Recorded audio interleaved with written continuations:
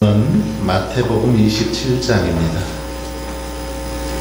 마태복음 27장 11절로 26절 말씀입니다.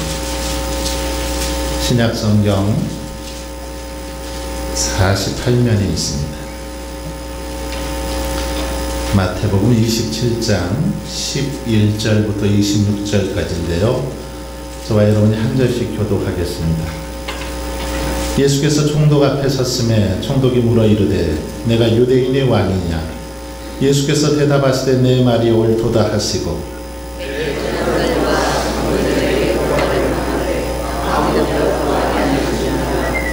이에 빌라도가 이르되 그들이 너를 쳐서 얼마나 많은 것으로 증언하는지 듣지 못하느냐 하되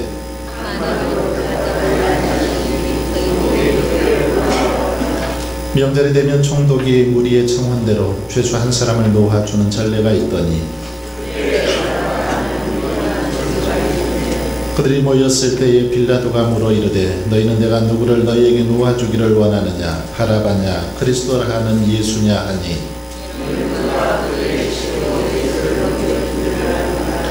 총독이 재판석에 앉았을 때에 그의 아내가 사람을 보내어 이르되 저 옳은 사람에게 아무 상관도 하지 마옵소서. 오늘 꿈에 내가 그 사람으로 인하여 애를 많이 태웠나이다 하더라.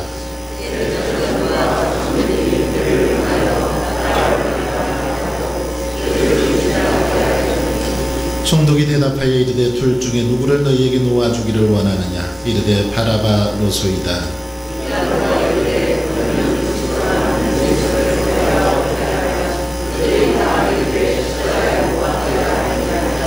빌라도가 이르되 어찌니냐? 무슨 악한 일을 하였느냐? 그들이 더욱 소리질러 이르되 십자가에 못 박혀야 하겠나이다 하는지라.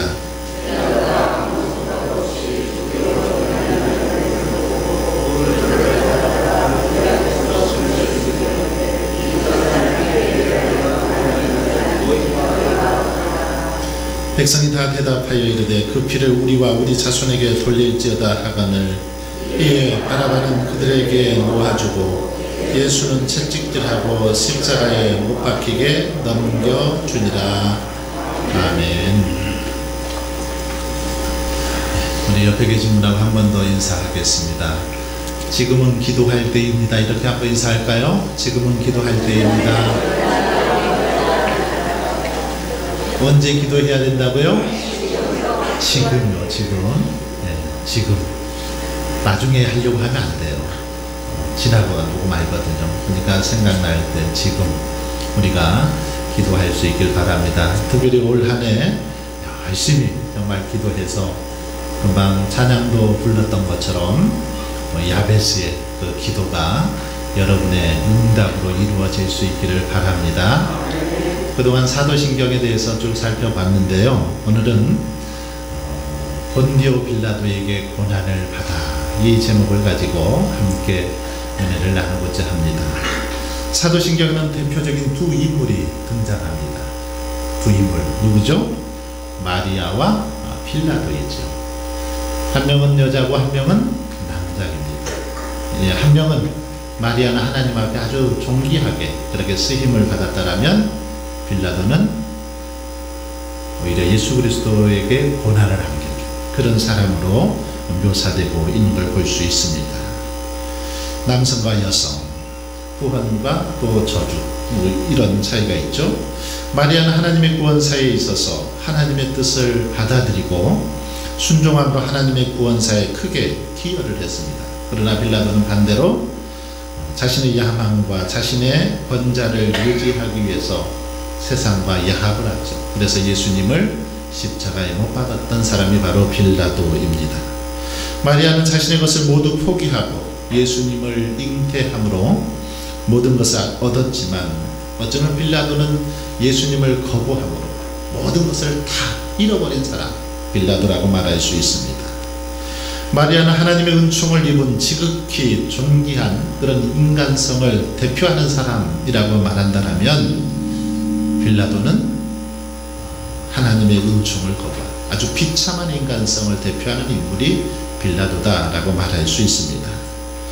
빌라도는 AD 26년부터 36년까지 팔레스타인을 다스린 로마 제국의 5대 총독이기도 합니다. 그는 로마 총독으로서는 유일하게 예수님을 직접 대면했던 자이기도 하죠. 유대인 역사가 요세푸스에 의하면 빌라도는 로마의 깃발을 거룩한 도시 예루살렘으로 그렇게 가져와서 유대인들을 불쾌하게 했다라고 말하고 있습니다. 그뿐 아니라 로마의 그 신들의 이름과 형상이 조각된 그런 황금 방패를 성전 안에 걸기도 했던 인물이 빌라도입니다. 수도를 건설하기 위해서 성전세를 걷기도 했던 사람, 바로 빌라도라는 것이죠. 누가복음에 보면 빌라도가 총독으로 있을 때 유대인들이 성전에서 제사를 드리자 로마 병정들이 그들을 살해하는 잔인한 일까지 이렇게 벌어지는 것을 볼 수 있습니다. 그 당시 유대는 로마의 통치 지역 가운데 시리아 지역의 한 부분이었습니다. 빌라도는 이 시리아 지역에 속한 유대의 행정 대리인으로 있으면서 모든 행정적 책임과 재판권을 맡았던 사람이 바로 빌라도였다라는 것이죠. 본래 빌라도의 근무처는 가이사랴 빌립보였는데 바로 유대인의 명절 때 예루살렘에 있을 때 예수님께서 빌라도에게 끌려오게 된 것이죠. 그래서 그때 빌라도는 예수님을 대면하게 됐고 유대인들이 빌라도에게 그 죄목을 씌워서 고소합니다. 유대인들이 죄목을 씌운 것 무엇이었습니까? 크게 세 가지죠. 예수님을 이렇게 세 가지 죄목을 가지고 고소를 합니다. 첫 번째 뭡니까? 민중들을 선동해서 반란을 일으키려고 한다. 이게 예수님의 첫 번째 죄목이었습니다. 많은 백성들을 선동해서 반란을 일으키려고 지금 하고 있다. 이게 첫 번째 제목이었죠. 두 번째는 로마 황제에게 세금을 바치지 말라고 그렇게 예수님이 했다라는 거죠.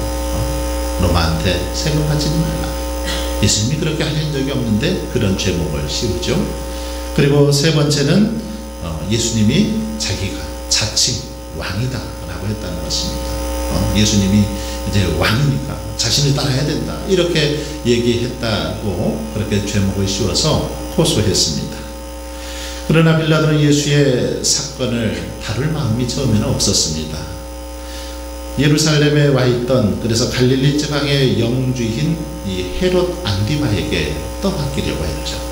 처음에는 자신이 떠맡는 거 괜히 좀 부담스럽기도 하고 그러니까 떠맡으려고 하지 않았습니다. 헤롯은 오래전부터 예수님의 소문을 듣고 예수님을 한번 보기를 원했던 자이기도 합니다. 그래서 예수님을 직접 보고 헤롯은 굉장히 좋아했습니다. 기뻐했습니다.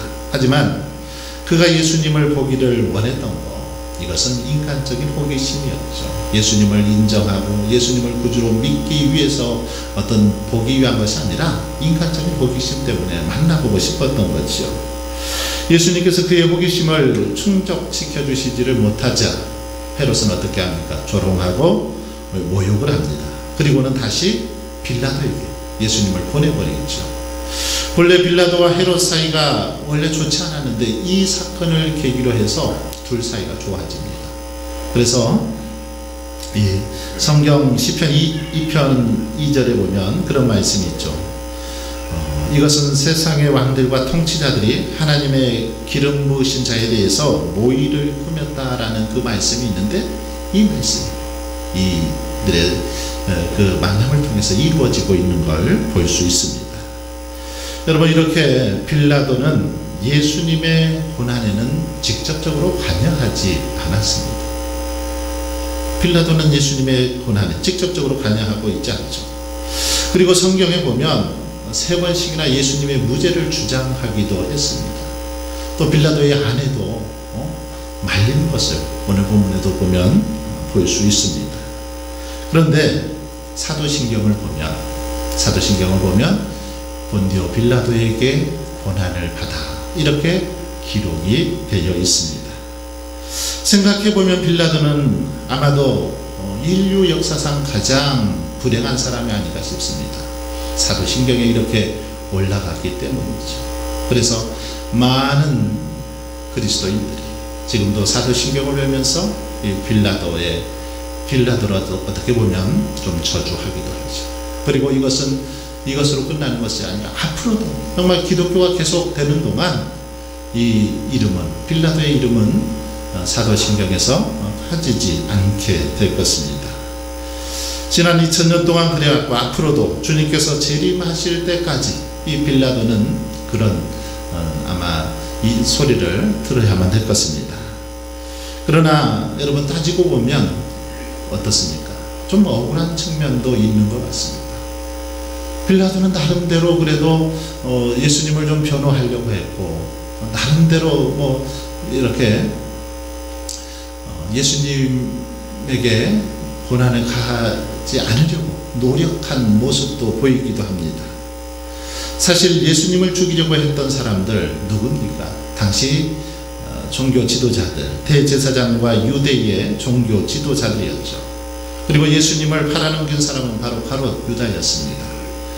이들이 예수님의 고난의 실제 주범이었습니다. 빌라도는 다만 군중들의 압력 때문에 그냥 이 십자가 처형에 사인을 했을 뿐이지, 빌라도는 어떻게 보면 많은 죄가 없어 보이기도 합니다. 그리고 몇 차례 예수님을 풀어주려고 노력을 하기도 했습니다. 그러기에 예수님께서 고난당하신 모든 책임, 이것을 빌라도에게 떠넘기는 거, 이건 너무하지 않나 하는 측면도 있는 게 사실입니다.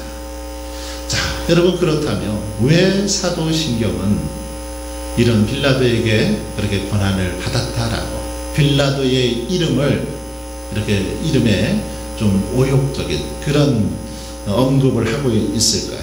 왜 빌라도에게 고난을 받아라고 했을까요? 여기에는 크게 두 가지 이유가 있습니다. 첫 번째는 예수님의 십자가 고난이 실제 있었던 사건이라는 사실을 보여주기 위해서 빌라도의 이름을 언급하고 있다는 거죠. 예수님의 이 십자가 사건, 이것은 실제 일어났던 일이라는 거죠. 우리가 역사적으로 어떤 사건을 기록할 때 어떻게 기록합니까? 육하 원칙에 따라서 기록하죠. 언제, 어디서, 어떻게, 무엇을, 누가, 왜, 이걸 육하 원칙에 따라서 기록을 하는데, 언제, 주 33년에 어디서 골고다 언덕에서 누가, 나사렛 예수가 무엇을 십자가 처형을 어떻게, 바로 빌라도, 왜? 우리를 구원하시기 위해서 이렇게 육하 원칙에 따라서 사건을 기록하려다 보니 누가 이 일을 주도했는지, 누가 당시에 이 일을 맡아서 했는지에 대한 인물이 필요했다라는 겁니다. 바로 그가 본디오 빌라도라는 거죠. 이처럼 예수님의 십자가 사건이 실제임을 알리기 위해서 본디오 빌라도의 이름을 언급하고 있다라는 것입니다. 그렇다면 왜 하필 본디오 빌라도일까? 왜 그럴까요? 그 이유는 간단합니다. 그가 당시의 모든 책임자였기 때문입니다. 본디오 빌라도가 당시 모든 어떤 책임을 지고 있었기 때문에 그의 이름이 올라간 거죠. 그러니까 예수님께서 당하신 고난은 한마디로 본디오 빌라도의 책임하에 이루어진 뜻이라는 겁니다. 아무리 가룟 유다가 배반을 했어도 그가 최종 판결을 내리지 않았다라면 여러분, 예수님은 십자가에 처형당하지 않으셨을 겁니다. 아무리 대제사장과 종교 지도자들이 예수님의 처형을 결정했어도 빌라도가 허락하지 않았다라면 그렇게 되지 않았을 것입니다. 아무리 백성들이 예수님을 십자가에 못 박으라고 그렇게 데모를 한다고 해도 그가 예수님을 내어주지 않았다면 예수님은 십자가에 처형당하지 않으셨을 것입니다. 그렇습니다. 예수님께서 십자가의 고난을 당하신 것, 바로 본디오 빌라도가 예수님께서 죄인이라고 최종 판단을 했기 때문이죠. 최종 결정을 빌라도가 했기 때문이라는 겁니다. 그리고 그가 예수님을 십자가에 못 박으라고 명령했기 때문이죠. 그래서 본디오 빌라도는 예수님의 십자가 고난에 대한 결정적 그런 책임을 가진 자다라고 말할 수 있습니다. 그가 정말 책임을 면하기 위해서라면 발벗고 나섰어야 되죠. 발벗고 막았어야 되죠. 그런데 그렇게 하질 않았다라는 거죠. 묵인했다라는 겁니다. 책임자로서 알았다라면, 예수님이 죄인이 아닌 것을 알았다라면 말렸어야 되는데 그렇지 않고 묵인한 책임이 그에게 있다라는 것입니다. 여러분, 그럼 예수님께서 본디오 빌라도에게 당하신 고난은 무엇입니까? 또 그 고난은 어떤 의미가 있을까요? 예수님은 본디오 빌라도에게 십자가의 고난을 당했는데 이것은 아무런 죄도 없는 재판장 되신 예수님이 오히려 재판을 받아야 할 그 사람에게 재판을 받으신 사건입니다. 재판장에 서서 재판을 하셔야 될 예수님이 오히려 피고석에 앉아서 재판을 받으셨다라는 것입니다. 본문 11절을 보시면 이렇게 말씀하고 있습니다. 예수께서 총독 앞에 섰음에, 지금 예수님께서 당시 유대 지역을 다스리고 있는 이 빌라도 총독 앞에 서 계셨습니다. 피고의 자리에 재판을 받으려고 서 있었다라는 말씀이죠. 당시 총독은 막강한 권한을 가지고 있었죠. 한마디로 말하면 로마 황제를 대신해서 식민지인 유대 지역을 통치하는 권한이 바로 빌라도에게 있었습니다. 정치, 경제, 사법, 그리고 종교에 이르기까지 이 절대 권한을 가지고 있었던 사람, 빌라도라는 거죠. 사법적 측면을 보면 빌라도는 사법의 최종 결정권자가 바로 빌라도였습니다. 당시 유대사의 사법권은 사내들인 공회가 가지고 있었습니다. 사내들인 공회에서 모든 것들을 결정하면 이 사내들이 공회에 사법적 결정을 얼마든지 뒤바꿀 수 있었던 사람이 바로 빌라도 총독이었다라는 겁니다. 특히 사내들인 공회의 재판 결과 사형이 결정될 경우 반드시 이 사건은 빌라도 총독에게 최종 사인을 받아야 했습니다. 결정을 받아야만 이게 확정이 돼서 사형이 집행될 수 있었습니다. 그런데 바로 이 책임을 면하려고 했던 거지. 자신이 그런 책임이 있었지만, 얼마든지 예수님의 죽음을 막을 수 있었지만 그것을 감당하지 않았기 때문이라는 겁니다. 그래서 유대 종교 지도자들이 사내들인 공회에서 1차 재판을 통해 예수님의 사형 결정을 내렸고, 그런 후에 총독에게 예수님을 십자가에 처형해 달라고 요청을 했습니다. 그래서 빌라도는 최종 재판을 위해서 예수님을 지금 재판장에 이렇게 세운 거죠. 이렇게 여러분, 총독인 빌라도는 막강한 권한을 가지고 예수님을 재판하고 있습니다. 그가 예수님을 살릴 수도 죽일 수도 있는 권한을 가지고 지금 재판을 열고 있는 거죠. 그런데 여러분, 이 장면은 사실 참 어처구니 없는 장면입니다. 예수님이 지금 재판받으시는 이 모습 보면 참 어처구니 없고, 이 앞뒤가 서로 앞뒤가 바뀐 그런 모습이다라고 말할 수 있습니다. 사도행전 10장 42절로 43절을 보면, 우리에게 명하사 백성에게 전도하되 하나님이 살아있는 자와 죽은 자의 재판장으로 정하신 자가 곧 이 사람인 것을 증언하게 하셨고, 그에 대하여 모든 선지자도 증언하되 그를 믿는 사람들이 다 그의 이름을 힘입어 죄사함을 받는다 하였느니라. 이 말씀은 베드로가 고넬료의 집에서 설교하면서 전한 말인데, 한마디로 말하면 예수님께서 재판장으로서 살아있는 자와 죽은 자를 심판하실 수 있는 그런 분이시다라는 말씀입니다. 우리 주님이 어떤 분이시냐? 우리를 죽은 자와 살아있는 자와 죽은 자 심판하실 분, 바로 우리 주님이라는 것이죠. 그러니까 예수님께서는 이 역사가 끝나는 날 이 땅의 모든 사람들을 다 재판장에 세워놓고 재판을 하시는 재판장 되신 분이 바로 예수님이라는 거죠. 그런데 지금 어떻습니까?